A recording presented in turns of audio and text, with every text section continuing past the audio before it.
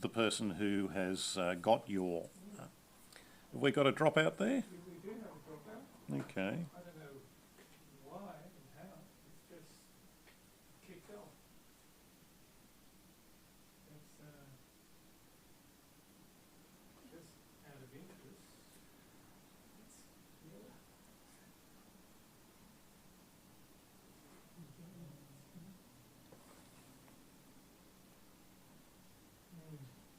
Okay. Should resume. I think yeah.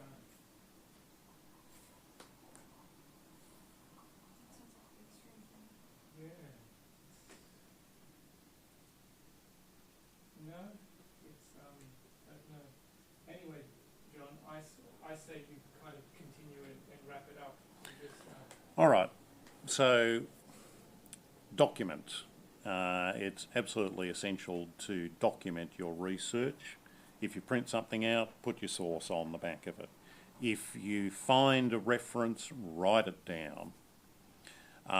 And keep your information organised. The information, you don't need an enormous amount of information, but I would certainly encourage people to print, document, spread that information as widely as you can. If you have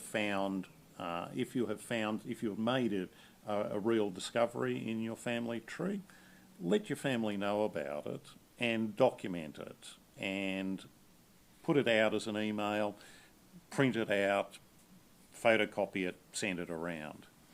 And the other thing I would say is persistence is absolutely essential with this. Sometimes people spend years doing family history research, and they will come up against what people refer to as a roadblock, somebody who they can't find a birth for, a death for, and if they persist, it might take a year, it might take 5 years, it might take 10 years. Sometimes people will just keep persisting and will eventually solve that roadblock. And I guess finally, you need to understand what you're actually doing. You need to set a boundary and say, this is what I'm interested in finding out. And it's easy to go off, get sidetracked and so on. But I think it's important sometimes to say, this is for me, for my purposes. I need to do what I want to do. I can assist other people, but you need to stay focused on the things that I guess you're interested in. So, could I have one more question? You may. If you found information about yourself and you did not want that information on such sites, could you ask them to take it off? I certainly think that, and that's another thing that I could spend quite a lot of time talking about. But I certainly think that posting genealogical information for someone who is alive is very inappropriate and should not be encouraged, and that information, if it's your information or your parents' information where they are still alive, I feel that that's a real invasion of privacy, and I feel that people should mind their own business with that.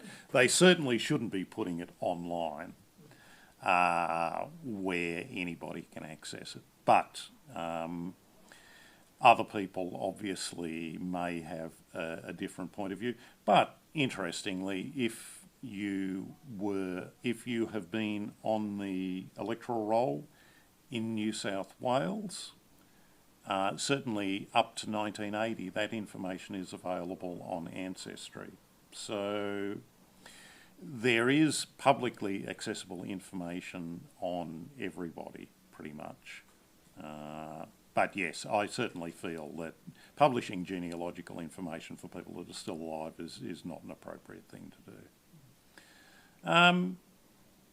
what I'd like to say in conclusion is I hope this has been interesting or useful.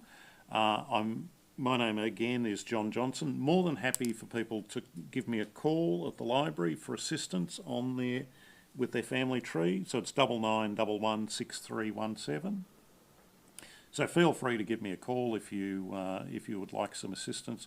Always happy to hear from family historians and to give whatever assistance that I can. All right. Thank you. Okay.